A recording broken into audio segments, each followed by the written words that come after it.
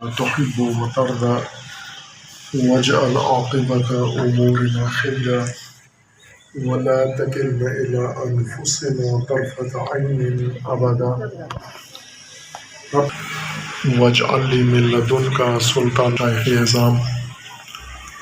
اور اسی طرح تشریف فرما میاں والی بکر اور گرد و نواح کے مومنین و مومنات، اور جب فرائض کی ادائیگی کے لیے منعقد کی ہے، اور خصوصاً انتظامیہ و تحریک بیداری کے کارکنان عزیز جنہوں نے دن رات ایک کر کے محنت کر کے ہم سب کو یہ موقع عطا کیا ہے کہ ایک تو ایک دوسرے کی زیارت بھی کر سکیں اس شہر میں، اور دوسرا آج کے اپنے عصر کے فرائض و وظائف پر بھی عمل کر سکیں یا اس کی طرف ہم توجہ کر سکیں۔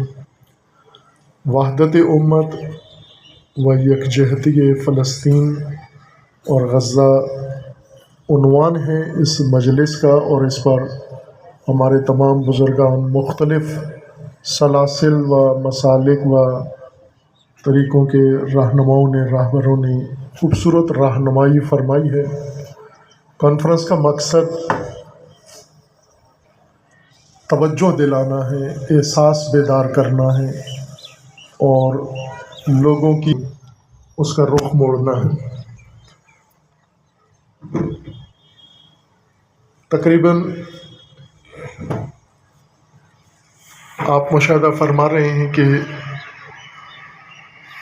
2.5 مہینوں سے زیادہ ظلم و ستم سرزمین فلسطین پر جاری ہے، اور اس کے مقابلے میں آپ نے باقی تمام انسانی دنیا کا حال دیکھ لیا ہے، جس میں عالمی برادری، مسلمان برادری اور سیاسی حکمران اور مذہبی پیشوا سب شامل ہیں۔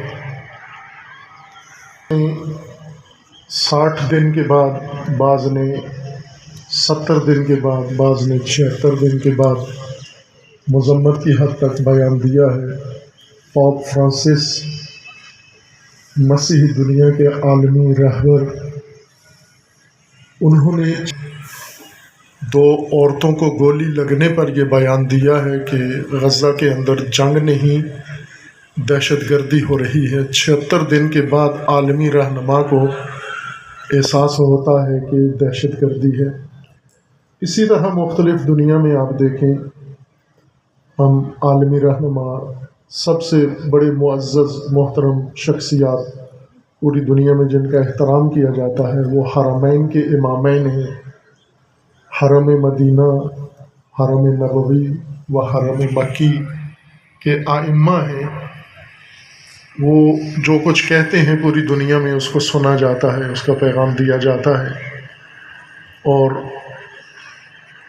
انہوں نے بیان دیا چند ہفتے پہلے حرم مکی کے امام نے کہ آپ لوگوں کو غزہ اور فلسطین کے بارے میں کوئی موقف اختیار کرنے کا حق نہیں ہے، آپ کی حکومتیں جو کچھ کہتی ہیں آپ کو وہی کرنا ہے، اور حکومتیں بہتر سوچ رہی ہیں۔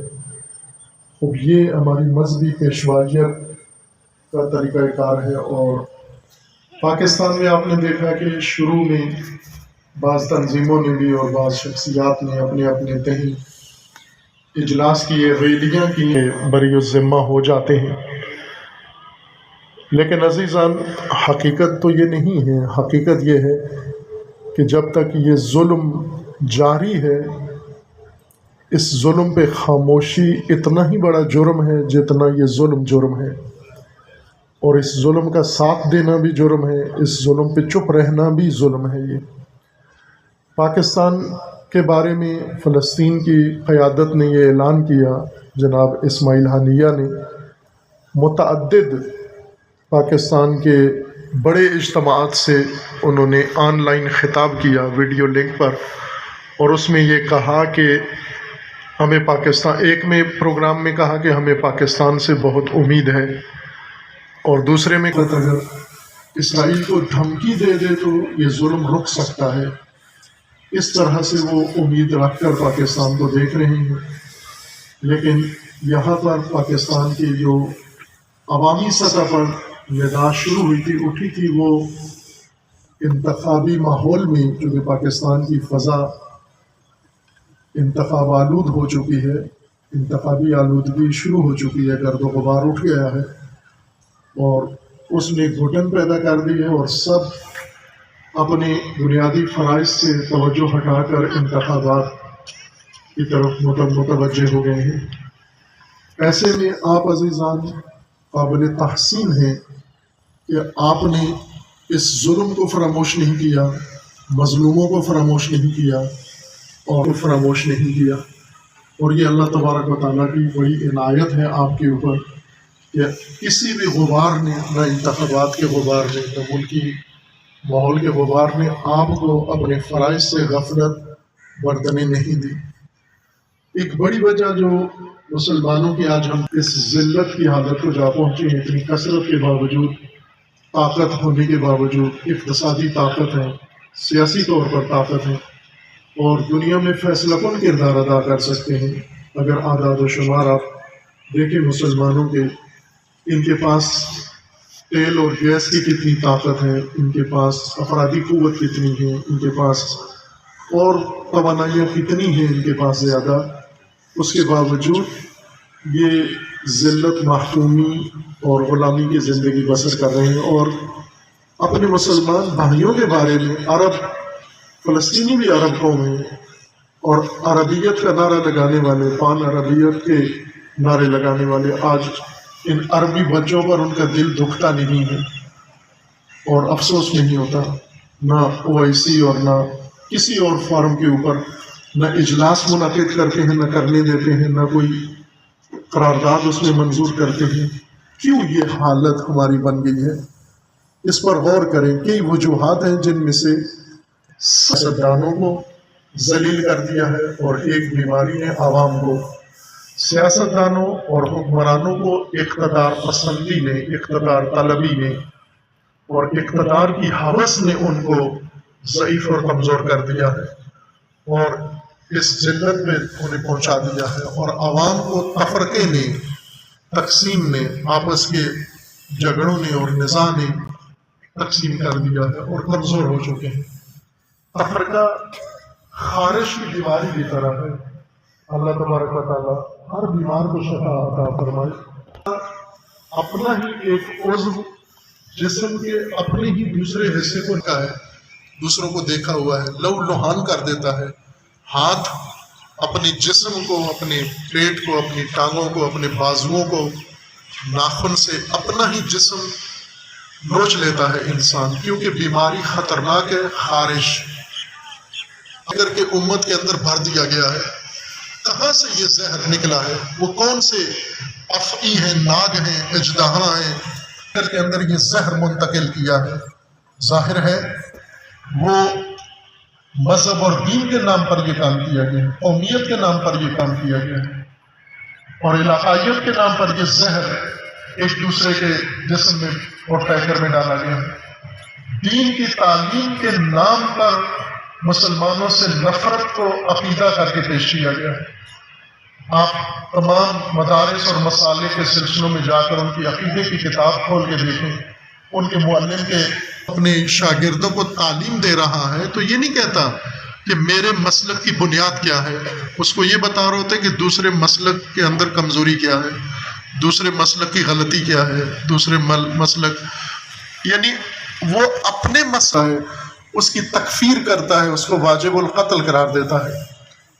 ہندوستان کا وہ معروف میڈیا ایکٹیوسٹ ہے جو آپ جانتے ہوں گے، وہ اکثر پاکستان کے خلاف زہر اگلتا رہتا ہے، اس نے اپنی اس کلپس میں کہا ہے کہ ہندوستان کو اتنے مہنگے میزائل پاکستان میں مارنے کی ضرورت نہیں ہے، ایک میزائل کروڑوں ڈالر کا ہوتا ہے، اور ہم کروڑوں ڈالر کیوں ماریں؟ ہم ان کے مفتیوں سے یہ کیوں فائدہ نہیں اٹھاتے؟ 2.5 لاکھ روپیہ دے کے ایک مفتی سے زیادہ بندے مروا دو، اتنے میزائل نہیں مار سکتا جتنا ان کا ایک مفتی مروا سکتا ہے بندے۔ یہ ہندوستانی ایک دشمن پاکستان کا اور مسلمانوں کا، وہ یہ تجزیہ کر کے اپنی حکومت کو مشورہ دے رہا ہے کہ مہنگے جہاز اور مہنگے میزائل پاکستانیوں پہ نہ برساؤ، سستے لوگ پاکستان کے اندر ہیں۔ اور اس نے یہ بھی کہا کہ پاکستان میں اگر ان مذہبی طبقے کو دیکھو تو ہر مذہب کے نزدیک دوسرے مذہب والا واجب القتل ہے، اس کو زندہ رہنے کا حق نہیں۔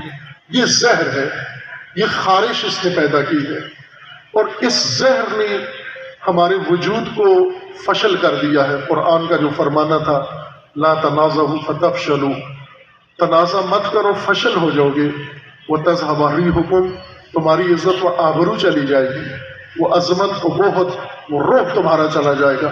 جو قرآن نے فرمایا کہ تم تھوڑے تھے کسی زمانے میں اور تمہارا روب ان کے دلوں میں ڈالا ہوا تھا، اور آج تم اتنے کثیر ہو کر، جیسا علامہ صاحب نے روایت پڑھی یہاں پر، رسول اللہ صلی اللہ علیہ وآلہ وسلم نے فرمایا کہ میں دیکھ رہا ہوں تم پر وہ وقت آنے والا ہے کہ جب تم پر دشمن ایسے ٹوٹ پڑیں گے جیسے کھانے کے پیالے پر جس میں کھانا بچا ہوا ہو اس پہ مکھیاں۔ فرمایا نہیں، تم بہت زیادہ ہو گئے، تم بہت زیادہ ہو گئے۔ پھر کیوں؟ فرمایا اس لیے کہ زیادہ ہونے کے باوجود کمزور ہوں گے، اور کمزور کیوں ہوں گے اس کی دو وجوہات بتائیں۔ ایک تو موت سے ڈرو گے، اور دوسرا تمہارے اندر خواہشات اور شہوات اور ہوس جنم لے گی جس وجہ سے تم کمزور ہو کے تقسیم ہو جاؤ گے، اور پھر تم پر یہ اقوام ٹوٹ پڑے گی۔ آپ کو پتہ ہے 80 لاکھ یہودی ہیں سارے ملا کر اسرائیل کے اندر، اور مسلمان کتنے ہیں؟ مشرق عظیم قوم اور عظیم فوج۔ دوسری طرف اردن عثمانی خلافت کو توڑنے میں کردار ادا کیا، پھر اس کے ساتھ شام، سوریہ، عراق، اس کے ساتھ ملا ہوا ملک عراق، اور اس کے ساتھ پھر آگے لبنان ہے، اور ساتھ ہی کویت ہے، سعودی عرب اور خلیج ہے، اور دوسری طرف اگر آپ دیکھیں تو ترکی ہے جو شام اور عراق کے سرحد کے ساتھ۔ یہ وہ خطہ ہے، اس کے ایک فوج کافی ہے، ترکی کی فوج تنہا کافی ہے اسرائیل کو 24 گھنٹوں کے اندر صفحہ ہستی سے اسے امریکہ نے اسی لیے تہس نہس کر دیا، ختم کر دیا کہ یہ کوئی اسرائیل کے لیے خطرہ نہ بن سکے۔ یہ اتنی طاقتور قوم ہے، اور جیسا اسماعیل حنیہ نے کہا کہ پاکستان ان تمام اسلامی ممالک کا سرتاج پاکستان ہے، چونکہ ایٹمی طاقت ہے، اور فوج پاکستان کی دنیا کی 7ویں 8ویں بڑی فوج ہے، طاقتور فوج ہے۔ اس کی دھمکی ہی کافی ہے، یہ کوئی ایٹمی حملہ نہ کرے، فقط کہہ دے کہ باز آ جاؤ ورنہ پاکستان آمادہ ہے تمہیں سزا دینے کے لیے، اسی دن جنگ رک جائے گی۔ لیکن آپ دیکھیں کہ کتنے کمزور ہیں، کتنے بزدل ہیں، کتنے ناتوان ہیں، خلیجی ممالک کتنے کمزور ہو چکے ہیں۔ اس کی وجہ امت کے وجود سے باہر نکالنا ہے۔ جب مریض ڈاکٹر کے پاس خارش زدہ مریض جاتا ہے جس کے اندر انفیکشن ہو، جس کے اندر عفونت ہو، سم پیدا ہو گئی ہو، مسموم ہو گیا ہو، وہ پہلے اس کو انجیکشن دیتا ہے، ہر کام کرتا ہے تاکہ اس کے اندر بنی ہوئی یہ زہر ختم ہو جائے، خشک ہو جائے۔ جب تک یہ زہر موجود ہے، یہ کبھی وحدت کو ناپسند کرتے ہیں۔ یہ تمام مسالے کے اندر موجود ہے۔ آپ میڈیا ذرا کھول کے دیکھیں اور دیکھتے رہے ہوں گے کہ وحدت کتنی ناگوار گزرتی ہے ان کے اوپر، اور یہ پستی کی حد ہے۔ رسول اللہ نے فرمایا تھا میری امت پہ ایک دن ایسا آنے والا ہے جب معروف منکر ہو جائے گا اور منکر معروف ہو جائے گا۔ ایسا ہوگا تو فرمایا بدتر ہوگا، اور پھر ایک ایک کر کے اس کے مصادیق حضور نے بیان کیے۔ وہ معروف جو منکر بن گیا ہے، ناپسندیدہ، وہ وحدت ہے، قرآن کا حکم ہے، اللہ کا فرمان ہے، رسول اللہ صلی اللہ علیہ وآلہ وسلم کی سیرت و سنت و حکم ہے، اہل البیت علیہ السلام کا سلیقہ و عمل ہے۔ اور آج مسلمان صحابہ کا نام لے کر بھی تفرقہ، اہل البیت کا نام لے کر بھی تفرقہ، رسول اللہ کا نام لے کر بھی تفرقہ۔ خب آپ کتنے سرٹیفکیٹ دیے ہوئے ہیں کہ ہر آدمی کو گستاخ رسول، مسلمانوں کو گستاخ رسول کہہ رہا ہے۔ اور یہ جو رسول اللہ کا کلمہ پڑھتا ہے، جو محمد رسول اللہ کہتا ہے، وہ خاتم النبیین کہتا ہے، یہ گستاخ رسول اللہ ہے۔ پیش کیا ان کے قصے بڑے سبق آموز قصے ہیں۔ ان قصوں میں سے ایک قصے میں لکھا کہ ایک دن مجنو ایک کتے کا پاؤں چوم رہا تھا، تو لوگ ویسے کہتے تھے کہ یہ مجنو ہے، دیوانہ ہے، پاگل ہے، تو کہا اس کے پاگل پنے کی حد ہو گئی ہے کہ کتے کا پاؤں چوم رہا ہے۔ پوچھا کہ کیوں؟ تو اس نے کہا کہ یہ کتا گاہی گاہی کوئی لیلا رفتہ است، یہ کتا کبھی کبھار لیلا کی گلی میں جاتا ہے، چونکہ لیلا کی گلی میں گیا ہے، اس کا پاؤں خاک پہ پڑا ہے، تو اس لیے میرے لیے بڑا، یہ کتا اور نجس نہیں ہے، تمہارے لیے ہوگا، میرے لیے لیلا کی گلی سے ہو کے آنے والا ہے، یہ مجھے لیلا کی بو آتی ہے اس سے۔ اور اس قصے کے اندر سبق کیا ہے عزیز من، کہ جس شخص نے ایک دفعہ لا الہ الا اللہ محمد رسول اللہ کہہ دیا، یہ کوئی توحید میں داخل ہو گیا ہے، یہ کوئی رسالت میں چلا گیا ہے، یہ کوئی نبوت میں چلا گیا ہے، اس کی زبان متبرک ہو گئی ہے، اور اس کا پاؤں جب مدینہ میں چلا گیا ہے، اب تیرے اوپر اس کا احترام واجب ہو گیا ہے، تیرے ساتھ اختلاف رائے رکھتا ہوں تو بھی واجب الاحترام ہے، تیرا مخالف ہو تو بھی واجب الاحترام ہے، کیوں کہ رسول اللہ صلی اللہ علیہ وآلہ وسلم کا امتی ہے۔ کس دلیل کے ساتھ تو اس سے نفرت پھیلاتا ہے؟ کس دلیل کے ساتھ؟ اس لیے کہ تیری طرح نہیں سوچتا، اس لیے کہ تیری طرح بات نہیں کرتا، اس لیے کہ تیرا ہم کلام نہیں ہے، ہر ایک اپنے انداز سے۔ یہ قصہ بھی حمد و ثنا کر رہا ہے، چرواہا ہے، بھیڑیں چراتا ہے، سرسبز فلسطین کی اور مصر کی پہاڑیوں میں وہ چرا رہا، بھیڑیں چرا رہا ہے۔ حضرت موسیٰ نے دیکھا کہ یہ مناجات کر رہے اللہ کی، اور وہ کہہ رہا ہے کہ اے اللہ کتنی گھاس ہے اس چراگاہ میں، میری بھیڑیں چر رہی ہیں، تیری بھیڑیں نہیں ہیں، اے کاش تیری بھیڑیں بھی ہوتی، میں تیری بھیڑیں بھی چراتا۔ مجھے حسرت ہو رہی ہے کہ میری بھیڑیں چر رہی ہیں، تیری بھیڑیں یہاں نہیں ہیں۔ چرواہا ہے، اس کو یہی فہم ہے۔ اور پھر ایک چشمہ بڑا گوارا اور ٹھنڈا چشمہ بہ رہا ہے، یہ اس چشمے پہ جاتا ہے، چشمہ جاری ہے، پانی ٹھنڈا ہے، اور میں اس میں پاؤں دھو رہا ہوں، منہ دھو رہا ہوں، تو نہیں ہے، اگر تو ہوتا تو میں تیرے بھی پاؤں دھوتا یہاں پر، پروردگار میں لطف اندوز ہو رہا ہوں، تو نہیں ہے یہاں پر۔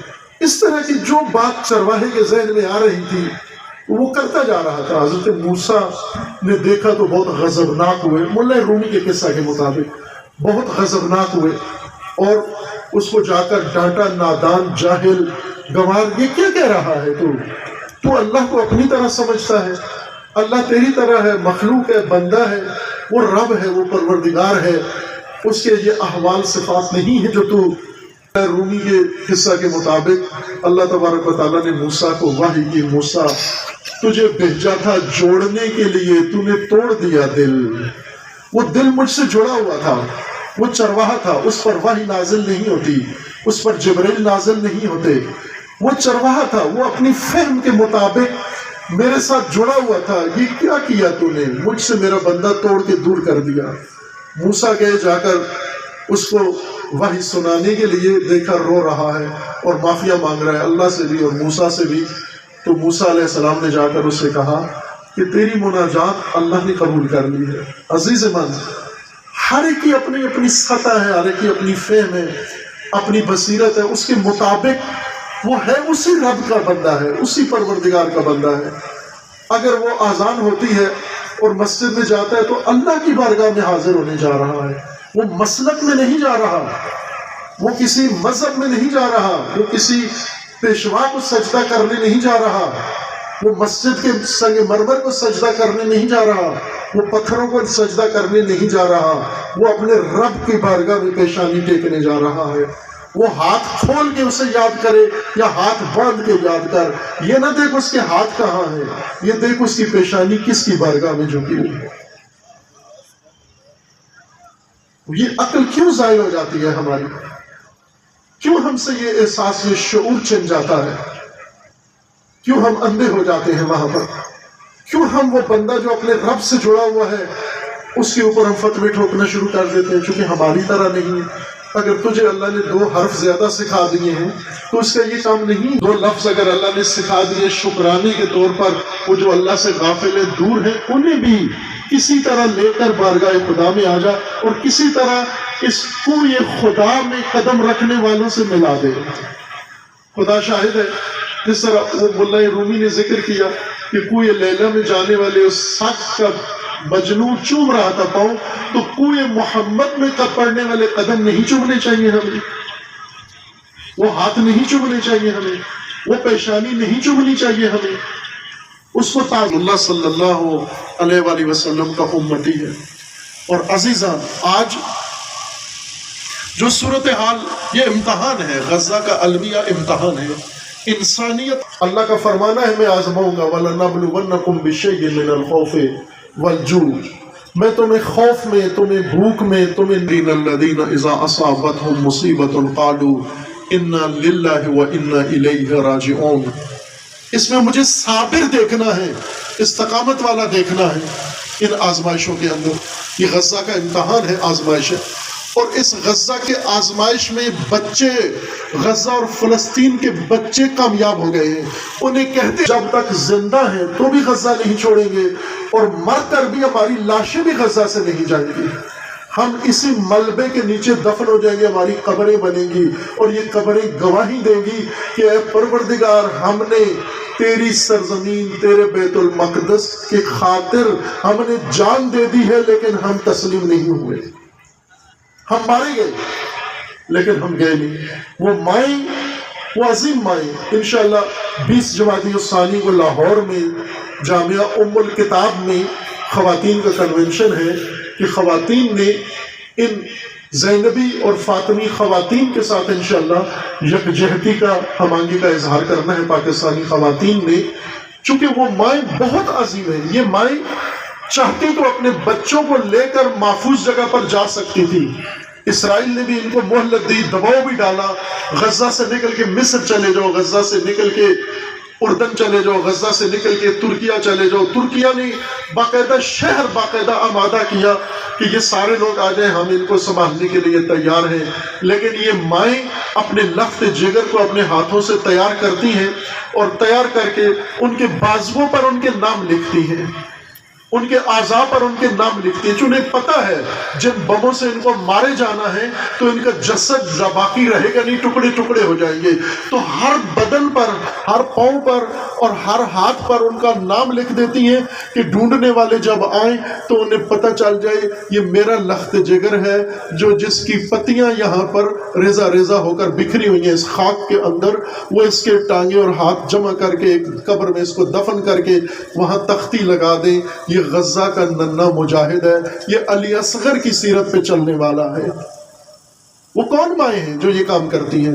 سوائے کربلا کے کہیں نظر آتی ہیں یہ مائیں؟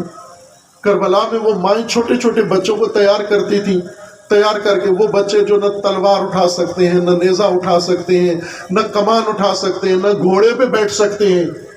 حضرت عباس جب ان بچوں کو جنگ کے لیے میدان میں روانہ کرتے تو ساتھ روتے بھی تھے، چونکہ ان کے سائز کا کوئی جنگی خود نہیں تھا، ان کے سائز کی کوئی جنگی زرہ نہیں تھی، ان کے سائز کا کوئی ہتھیار نہیں تھا، لیکن اس کے باوجود مائیں کہتی تھی کہ میرے لخت جگر کو پہلے بھیجو، میرے لخت جگر۔ اور جب یہ لخت جگر جاتا اور جا کر وہاں پر اس کے بدن کے ٹکڑے ہو جاتے تو وہ ماں روتی نہیں تھی۔ یہ روایات میں مسلمات میں سے ہے کہ جب اون محمد کے لاشیں آئے تو جناب زینب علیہ روئی نہیں، گریہ نہیں کیا، بلکہ فرمایا یہ میری قربانی ہے، رب کی بارگاہ میں قربانی ہے۔ یہ کردار وہاں سے بنتے ہیں عزیزان ایمان، یہ کردار کربلا شہیدوں کا اور ان مجاہدوں کا ہے، اور پھر باقی ہمارا امتحان ہے۔ ہم اپنے امتحان میں کیا کامیاب ہوئے یا نہیں؟ وہ تو کامیاب ہو گئے، وہ مر گئے تو بھی کامیاب ہیں، وہ بچ گئے تو بھی کامیاب ہیں، لیکن ہم کیا اللہ کی بارگاہ میں کیا سر اٹھانے کے قابل ہیں؟ آج رسول اللہ صلی اللہ علیہ وآلہ وسلم جب یہ 22,000 کٹی ہوئی غزہ کی لاشیں دیکھیں اور ادھر سے 2 ارب مسلمانوں کو دیکھیں جو صبح شام آتے ہیں، آ کر اللہ کی بارگاہ میں جھکتے ہیں، تو کوئی خدا ان سے پوچھے گا نہیں کہ یہ میری مخلوق نہیں تھی، یہ میرے کلمہ پڑھنے والے نہیں تھے، کہ ان کا تم سے کوئی رشتہ نہیں تھا؟ ہمیں بھی اپنا امتحان دینا ہے عزیزان، اور وہ امتحان یہ نہیں ہے کہ ہم ایک پروگرام کر لیں، ہم ایک ریلی نکال لیں، ہم ایک کانفرنس کر لیں، ہم ایک جلسہ کر لیں۔ یہ پروگرام ہوتے ہیں اور یہ عملی فریضہ مشخص ہے، سوچنے کی، اس سے مفتیوں سے پوچھنے کی ضرورت نہیں ہے۔ آج سب سے مظلوم ترین مسلمانوں میں سب سے مظلوم طبقہ یمن کے حوثی مسلمان ہیں۔ عرب، سعودی عرب کی سربراہی میں بننے والا 10 ملکی 12 ملکی اتحاد، جنہوں نے مل کر جدید ترین ٹیکنالوجی سے ان کے پورے ملک کو کھنڈرات میں تبدیل کر دیا، یمن تباہ و برباد کر دیا۔ اور ان کھنڈرات کے اوپر یہ بھوکے ننگے لوگ یہ آج سارے مل کے اکٹھے ہو کر یہ کہتے ہیں کہ ہم غزہ کی خاطر، یعنی طاغوت و یزید، ہر زمانے کی یزید کی بیعت کے انکار کا علم ہے، یہ ظلم کے مقابلے میں قیام کا علم ہے۔ جس نے علم ہاتھ میں لیا گویا ظلم کے مقابلے میں کھڑا ہو گیا ہے۔ یہ علم ریاکاری کا علم نہیں ہے، یہ علم کاروباری علم نہیں ہے، یہ علم لوگوں کو دھوکہ دینے کے لیے نہیں ہے، یہی علم ہے۔ اس نے یہ شعور بتایا ہے۔ آج وہ علم جو امام حسین علیہ السلام کے علم کے طور پر آج اٹھانا آپ لوگوں کے لیے آج کی کربلا کا علم اٹھانا ہے۔ آج کی کربلا غزہ ہے، آج کی کربلا حقیقی کربلا غزہ ہے۔ اگر واقعی کربلا نے کوئی آپ کے اندر درد پیدا کیا ہے، اگر کربلا نے آپ کے دل کو نرم کیا ہے، تو آج کی کربلا میں میدان میں آ جائیں ہم۔ اور علامتی طور پر میں کل اسلام آباد میں بھی یہ عرض کیا تھا کہ غبار، اس انتخاباتی غبار اور دھند میں لوگ الیکشن کی طرف چلے جائیں۔ ظاہر ہے ہر طبقہ میڈیا جس پہ لگا دے، جنہوں نے دھمال ڈالنی ہے دھمال ڈالیں گے، جنہوں نے بھنگڑا ڈالنا ہے بھنگڑا ڈالیں گے، جنہوں نے اور کوئی کرنا ہے وہ کریں گے، جدھر کوئی ڈال دے ادھر جائیں گے اس کے پیچھے، کوئی اپنے سیاسی پیشوا کے پیچھے۔ یہ یاد رکھنا کہ آج اس موجودہ فضا میں جس کے پیچھے چلو گے خدا اسی کے ساتھ اٹھائے گا تمہیں۔ آج اگر غزہ کو نظر انداز کر کے کسی بھی پارٹی کے سربراہ کے ساتھ جاؤ گے، کل اسی کے ساتھ تمہیں اٹھایا جائے گا۔ یہ دیکھ کے کسی کے ساتھ چلنا کہ کل جب مجھے خدا اٹھائے گا اس کے ساتھ اٹھائے گا۔ امام حسین علیہ السلام سے کربلا کے سفر کے دوران ایک ملاقاتی نے، ایک زائر نے یہ سوال کیا تھا کہ مولا یہ جو قرآن میں اللہ کا فرمانا ہے یوم ندعو کل اناس بامامہم، اس سے کیا مراد ہے؟ امام حسین علیہ السلام نے فرمایا اس سے مراد دو امام ہیں، ایک امام ہدایت ہے اور ایک امام گمراہی ہے۔ اس سے مراد یہ ہے کہ اگر تو دنیا میں امام گمراہی کے ساتھ زندگی گزاری تو اللہ قیامت میں اسی کے ساتھ تجھے اٹھائے گا، اگر تو نے زندگی امام ہدایت کے ساتھ گزاری تو قیامت میں اللہ اسی کے ساتھ اٹھائے گا۔ لبیک یا حسین، لبیک یا حسین، لبیک یا حسین، لبیک یا حسین، لبیک یا حسین۔ یہ پرچم آج آغاز کرتے ہیں ملت پاکستان، جیسا حوثیوں نے کیا، خود محروم، خود ستم رسیدہ، خود ستم دیدہ، خود مشکلات، ساری دنیا سے زیادہ مشکلات ان کے اندر اور ان کے ملک میں ہیں، لیکن غزہ کے شہیدوں کے لیے، غزہ کے مظلوموں کے لیے اٹھ کے قیام کر کے ساری دنیا کے مقابلے میں آ گئے۔ امریکہ کو للکار دیا، یورپ کو للکار دیا، اور عرب ملکوں کو للکار کے اسرائیل کو للکار دیا، اور کہا کہ ہم مر سکتے ہیں لیکن غزہ کے اوپر ظلم نہیں سہ سکتے۔ عزیزان، ہماری حالت یمنیوں والی نہیں ہے، الحمدللہ آپ بہت بہتر حالت میں ہیں۔ اس بہتر حالت میں آپ کا کام بھی یہی ہے، ان کے مفادات کو اپنے ملک میں روک دو یہیں پر، کہ کوئی بھی صہیونی مجرم، صہیونیوں کا ساتھی پاکستان میں اس کے مفادات نہیں انجام دینے دیں گے۔ اس کے سیاسی مفادات، اس کے تجارتی مفادات، اس کے ثقافتی مفادات، اس کے تعلقاتی مفادات، اس کے جس طرح کے مفادات پاکستان میں بنتے ہیں، اور مجرموں کا آپ کو پتہ ہے سب وہ میں حصہ نہیں لیتے یا ویٹو کر دیتے ہیں یا کسی بھی طریقے سے، یہ سب مجرم ہیں، پاکستان میں یہ اپنا کوئی مفاد حاصل نہیں کر سکتے۔ ان پر اب انتخابات کے غبار میں، دھند میں کہیں گم نہ ہو جانا، یہ نہ پتہ چلے کہ کاروان حسینی کہاں چلا گیا، ہم تو دھند میں غرق ہو گئے، دھند کے چھٹنے کا انتظار کر رہے تھے۔ نہ عزیزان، ممکن ہے آپ کے انتخابات ہونے تک بہت دیر ہو چکی ہو، اس لیے آج سے ہی یہ قدم اٹھانا ہے۔ علامتی طور پر پورے ملک کے اندر آپ نے فلسطین کے پرچم، غزہ کے پرچم، غزہ کے شہیدوں کے اور بچوں کے پرچم آپ پورے ملک کے اندر علامتی طور پر نصب کرو، اپنے گھروں کے اوپر نصب کرو، اپنی گلیوں میں، اپنے سڑکوں میں، اپنے شہروں میں، اپنے دیہاتوں میں، اپنی موٹر سائیکلوں میں، اپنے سائیکلوں میں، اور میڈیا پہ اور گلی کوچوں کے اندر یہ علامتی طور پر یہ پرچم یہ ملت نصب کرے گی کس لیے نصب کرے گی کہ یہ پرچم اس لیے اٹھائے ہیں کہ پرچم اٹھانے والے تیار ہیں.